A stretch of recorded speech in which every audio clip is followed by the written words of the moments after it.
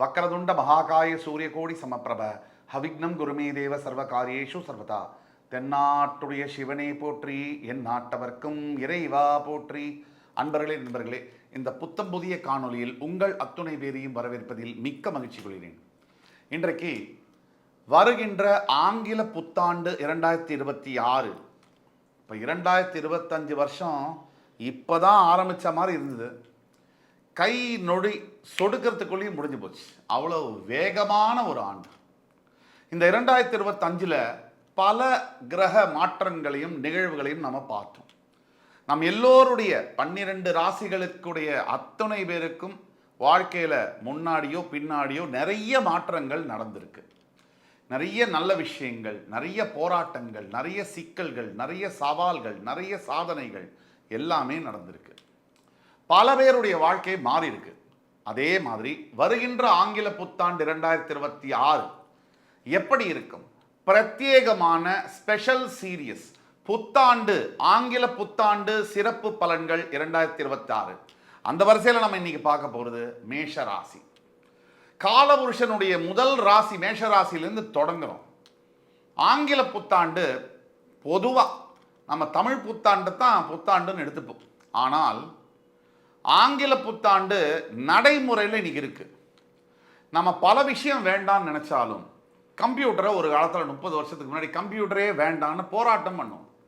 இன்னைக்கு கம்ப்யூட்டர் இல்லாமல் நம்மளாலேயே இருக்க முடியல. மொபைல் ஃபோன் வச்சுக்கிறது ரொம்ப லக்ஸரி, அது ரொம்ப ஒரு மிகப்பெரிய ஆளுக்கு தான் வச்சுக்க முடியும்னு 90களோட கடைசியில் 2005 வரைக்கும் நினச்சாங்க.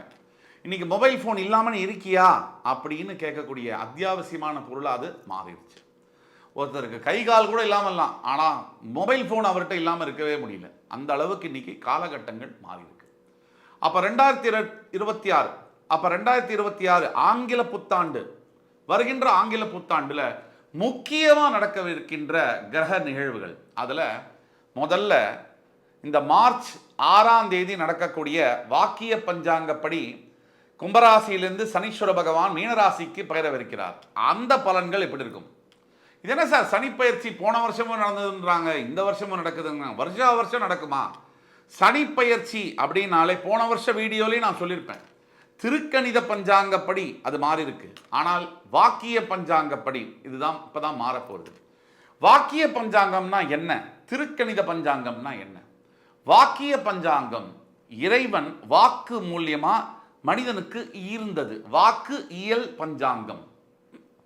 திருக்கணிதம் என்பது அந்த ஒரு சில வகுப்பினர், அதாவது பிராமணர் மற்றும் ஐயங்கார், இவர்களுக்குள்ள சில கருத்து வேறுபாடுகள்.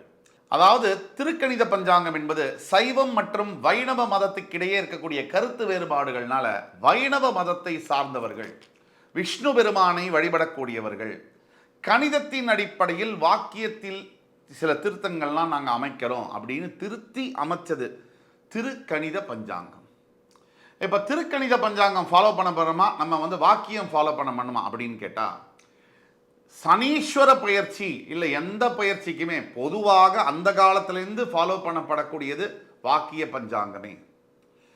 இதில் அற்புதம் என்னன்னா, திருக்கணிதமும் வாக்கியமும் இந்த பஞ்சாயத்தை வச்சா கூட ஜோதிட பலன்கள் சார்ந்து 2 பலன்களும் ஒன்றாக வரும். ஜோதிடத்தில் உள்ள கலையில் உள்ள அற்புதம். ஆக வாக்கிய பஞ்சாங்கப்படி திருநள்ளாறில் எப்போ சனி பயிற்சி? போன வருஷம் இல்லை, திருநள்ளாறில் வருகின்ற மார்ச் 6, 2026ஆம் தேதி சனி பயிற்சி. கும்பராசியில் இருக்கக்கூடிய சனி பகவான் பெயர்ந்து மீனராசிக்கு பெயரவிருக்கிறார். இது மேஷராசிக்கு 7.5 சனியுடைய தொடக்கமாக பார்க்கப்படுகிறது. அடுத்த கிரக நிகழ்வு ஜூன் 2ஆம் தேதி மிதுன ராசியில் இருக்கக்கூடிய குரு பகவான் பெயர்ந்து கடகராசிக்கு வருவார். இந்த 2 பயிற்சியை தான் நம்ம முக்கியமான பயிற்சின்னு பார்க்கணும்.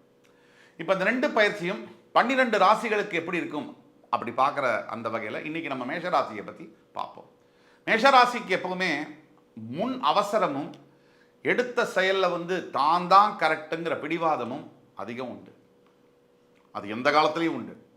ஒரு விஷயத்தை எடுத்தால் அதை முடிக்கிற வரைக்கும் அது தப்பாகவே இருந்தாலும் அது மேலே ஆழமான நம்பிக்கை வச்சு நான் சொல்கிறது தான் கரெக்டு அப்படின்னு நம்பி கடைசி வரைக்கும் அதை கடைபிடிக்கக்கூடிய பிடிவாதம் இருக்கக்கூடிய ஒரு ராசி மேஷராசிக்கு. இப்போ மார்ச் 6ஆம் தேதி சனி பயிற்சிக்கு பிறகு வாக்கிய பஞ்சாங்கப்படி அதாவது மேஷராசிக்கு சனி பகவான் 7.5 சனியை தொடங்குகிறார்.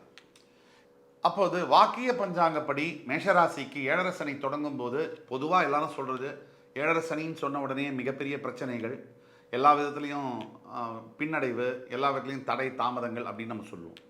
அந்த சனி பகவானும் சொல்கிறது உண்மைதான். சனி பகவான் வந்து ராசிக்கு பக்கத்து வீடு, ராசி அதுக்கு அடுத்த வீடு, எல்லா வீட்லேயும் இருக்கும்போது, ராசிக்குடைய முன் வீடு பின் வீடு 2 வீட்லேயும் இருக்கும் போதும், ராசியில் இருக்கும் போதும் 7.5 சனி தாக்குதல் இருக்க தான் செய்யும். அதை மறுக்கிறதுக்காகாது.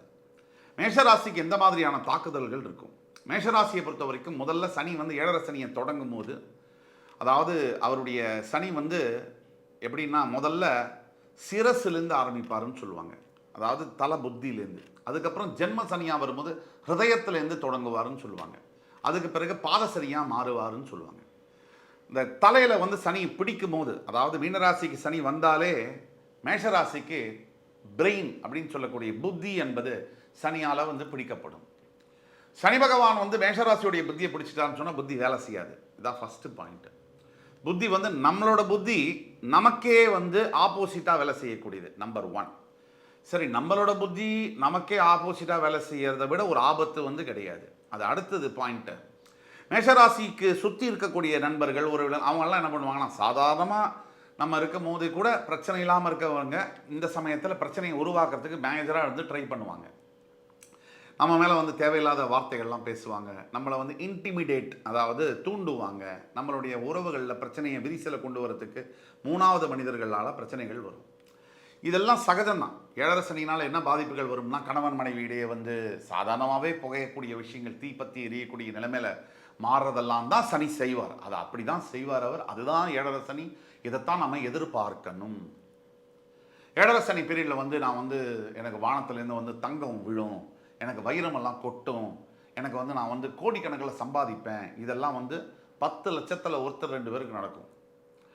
10 லட்சத்தில் 99.99% என்ன நடக்கும்னா பிரச்சனைகள் தான் வரும், ப்ராப்ளம் வரும், நிறைய சேலஞ்சஸ், எதிர்ப்புகள் வரும், ஆஃபீஸ்லேயும் வரும், தொழில் செய்கிற இடத்துல வரும். ஒரே மாதிரி போகாது. இப்போ கீழே மேலே ஏறணும்னா வாழ்க்கையில் கீழே இறங்கி தான் மேலே போகணும். அப்போ இறங்கக்கூடிய காலம் பாடம் படிக்கக்கூடிய காலம். அது தண்டனைக்கான காலமாக பார்க்கக்கூடாது. யாராக இருந்தாலும் எப்பேற்பட்டவர்களால் தான் அவரவர் செய்த கர்மாவிற்கு ஏற்ப சனி பகவானுடைய பலன்கள் அமையும். அவரவர் ஒவ்வொரு கர்மா செய்வாங்க. அதாவது சஞ்சித கர்மா, பிராரப்த கர்மா, ஆகாமிய கர்மான். அந்த மாதிரி 7.5 சனியுடைய தாக்குதலில் மேஷராசி செவ்வாயுடைய வீடுங்கிறதுனால அது சனிக்கு வந்து 3 மற்றும் 4ஆம் வீடு. மகரத்திலேருந்து பார்க்கும்போது 4ஆம் வீடு, கும்பத்திலேருந்து பார்க்கும்போது 3ஆம் வீடு. அப்படிங்கிறதுனால உங்களுடைய சுய ஜாதகத்தில் சனி எங்கே இருக்கார், அதனால் அதை வைத்து உங்களுடைய பலன்களும் சிலது மாறும். உங்களுடைய இப்போ தசாபுக்தி, உங்களுடைய பிறப்பு ஜாதகத்தில் நடக்கக்கூடிய தசாபுக்தியை வைத்து பலன்கள் மாறும்.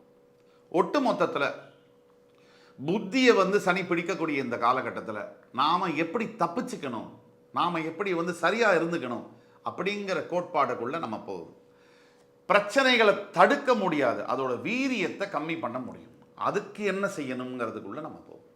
தேவையில்லாத வந்து சவால் விடுறது இதெல்லாம் நமக்கு வேண்டாம். சனியுடைய தாக்குதலில் முதல்ல அவர் பண்ணக்கூடியது புத்தியை வேலை செய்ய விடாமல் பண்ணுறது. அப்போ புத்தியை வந்து நம்ம என்ன பண்ணணும்னா, புதிய முயற்சிகள், புதிய விஷயங்கள், புதிய முன்னேற்ற பாதையிலலாம் அதிகமாக கவனம் செலுத்தணும்னா அதிகமான இழப்புகளையும் ஏமாற்றங்களையும் தருவார். அதனால் எதையும் பண்ணாமல் இருக்க முடியுமா அப்படின்னு கேட்டால் பண்ண தான் வேணும். ஆனால் அதை ரொம்ப ஜாக்கிரதையாக பண்ணணும். ஒரு தடவைக்கு 3 தடவை யோசித்து பண்ணணும். ஒரு விஷயம் நீங்கள் பண்ணிட்டீங்கன்னா அதுக்கு பேக்கப் பிளான் என்ன? முதல் 6 மாதங்கள், அடுத்த ஆண்டோடைய முதல் 6 மாதங்கள் மேஷராசிக்கு வந்து பார்த்தீங்கன்னா ஒரு தயாரிப்பு காலம் அப்படின்னே சொல்லலாம். அதில் குருவுடைய பார்வை வந்து, அதாவது உங்களுடைய 3ஆம் வீட்டில் குரு இருக்க போகிற அந்த காலகட்டங்கள், முதல் 6 மாதங்கள் வந்து அதிர்ஷ்டமான காலகட்டங்கள் அப்படின்னு நம்ம சொல்ல முடியும். அதாவது குரு 3ஆம் வீட்டில் இருக்கிறது மட்டும் இல்லை, அவருடைய 5ஆம் பார்வையும் 7ஆம் பார்வையும் உங்களுடைய 7, 9 வீடுகளில் விழும்போது அது விபரீத ராஜயோகங்களை ஏற்படுத்தும். அதே மாதிரி ஒரு ஃபஸ்ட்டு 6 மாதம் நீங்கள் விதைக்கக்கூடிய காலமாக இருக்கிறது. கடினமான உழைப்பை நீங்கள் வெளிக்காட்ட வேண்டும். தொடர்ந்து கன்சிஸ்டன்ட் ஹார்ட் ஒர்க் அப்படின்னு சொல்லக்கூடியதை நீங்கள் செய்யணும். அதே மாதிரி முதல் 6 மாதங்கள் எந்த ரிசல்ட்டு, எந்த ஒரு எதிர்பார்ப்பும் இல்லாமல் நீங்கள் உழைக்க வேண்டும். இதை நீங்கள் முக்கியமாக வச்சு